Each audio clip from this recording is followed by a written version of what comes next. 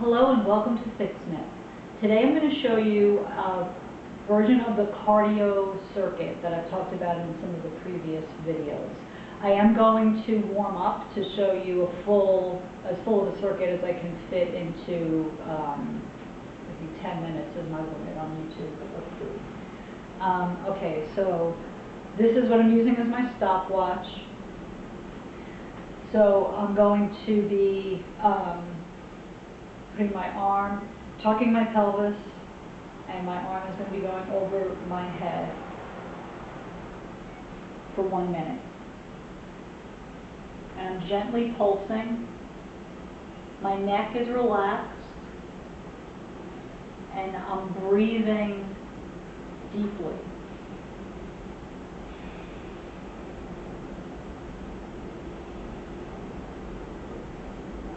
And you can also, again, you can take this however you want. Like I'm taking it to the extreme for myself. You can take it here, or you can just stand up straight, tuck your pelvis, and pull your arms in opposite directions. It's definitely going to work for you. The main thing is you want to stretch out your spine in this way to start out. Okay, so that's just about a minute. I'm going to turn, and I'm coming around to the front. It's just safer for your lower back to come out that way. I'm going to do the exact same thing on the opposite side. Tucking my pelvis. I feel this right here, all along my obliques, the side of my lower back. So this side of my lower, this is my right side, the right side of my lower back. It's important to keep your arm directly over your ear, and your arm as straight as possible. My knees are soft. The leg the arm that's on my leg is actually working to a large extent because it's stopping me from going too far. If I take that arm away, I'm going to fall a little too far, and that won't be safe for me. You keep your neck nice and relaxed. You shouldn't be holding your head like this. You should be just relaxing your neck. And then turn. And come back to the front. I'm going to go right into the circuit with front lunges. I'm going to do front lunges for 2 minutes. If that's too much for you, then don't do it. Do it for as long as it's comfortable for you. I'm showing you what I do.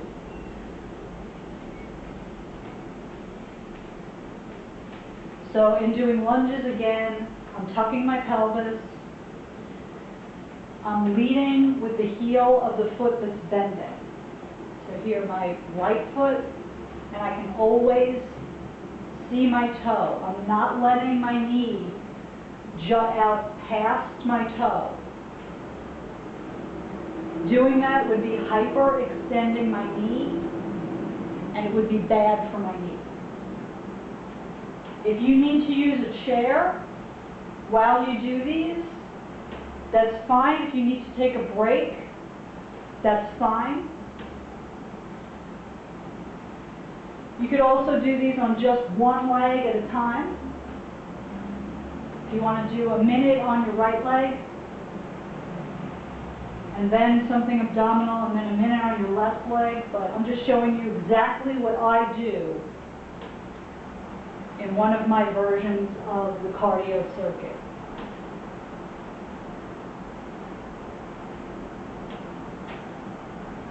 It's just past a minute now. You could also do stuff with your arms if you want to incorporate something even more aerobic. And this is why I call it the cardio circuit, is even though I'm not doing anything jarring, it is aerobic. Because it's using huge muscles in my body. In order to do this, your core needs to be so engaged. Your gluteus muscles, your quadricep muscles, and your abdominal muscles are all involved all the time you're doing this. Okay, so that's 2 minutes. Now I'm going to do a minute of an abdominal exercise. I'm doing the bicycle. I don't take a break in between because it kind of defeats the purpose. It's not going to be cardio if I do 2 minutes of lunges and then go make a phone call or check my email, and then come back and do bicycle abdominals.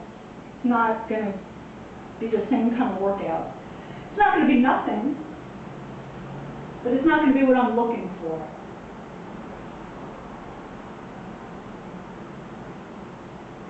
Now I'm using the stopwatch so that I can speak and not wonder how long I've been doing this for.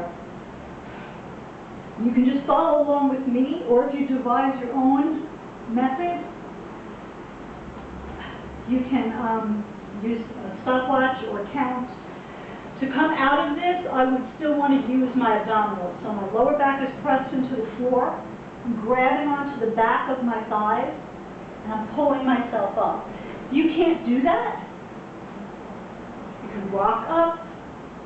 If you can't do that, you can roll over and push yourself up.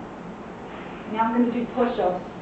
I don't use the stopwatch to do push-ups. I just count, and I usually do 8 at a time.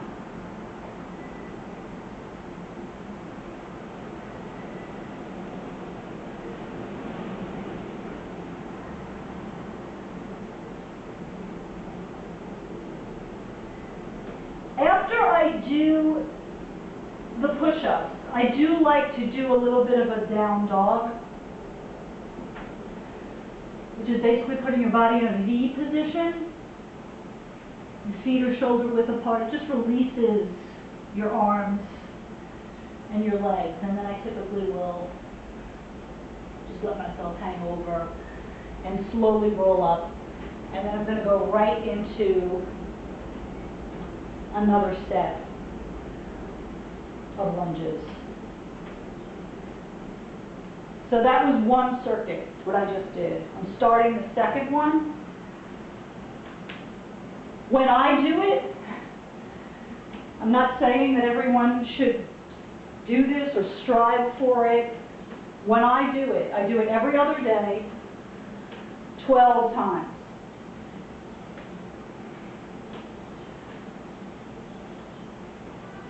You definitely, I'm already perspiring, and this is just the beginning of my second one. Even though it is kind of hot out there, that's pretty much what you can expect will happen. If you can only do one lunge on each side, and then a few bicycles, and one plank instead of a push-up, do that. Because when I started exercising at home, I didn't start out doing this. I started out very slowly adding things that worked for me,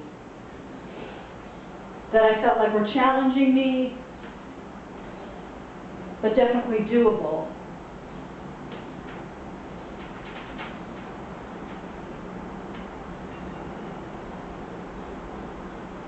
Again, you can incorporate arms.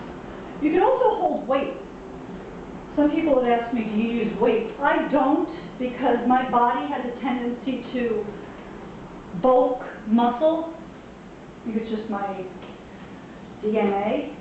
And I don't want to look too muscular. But you can certainly use little weights to do this. Okay, that was 2 minutes. Now I'm going to do the double knee for a minute. My lower back is pressed into the floor. My hands are behind my head. They're just holding my head. And I'm breathing in, breathing out. Breathing in, breathing out. That's just the natural position of your lungs. Like my lungs are open, so I'm breathing in. My lungs are a little constricted, so I'm breathing out. And again, I do this for a minute. Now I'm getting pretty sweaty already. That does have something to do with the fact that it's hot and humid out, but it also has to do with how intense this is. Even for me, who's been doing this for almost 30 years, so.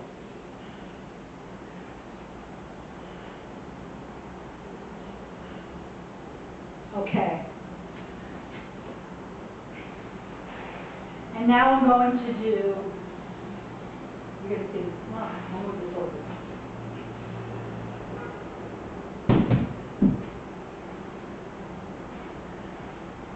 And I don't count, just count.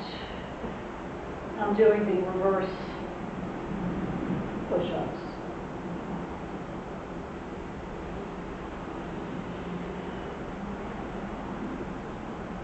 Okay. So that was 2. I'm going to stop there, but if you want to do that again, you can just start it over. I'm going to come back with more variations of that. You know, I have water. You definitely want to keep water nearby. You could use water in between. Typically what I do is I take a sip of water in between each circuit. Now I would cool down when I'm done with however many circuits that I want to do. I'm going to show you that on a separate video, but it's definitely important to do that. So thank you for joining me. I hope you had fun, and I look forward to seeing you again. Thank you. Be well.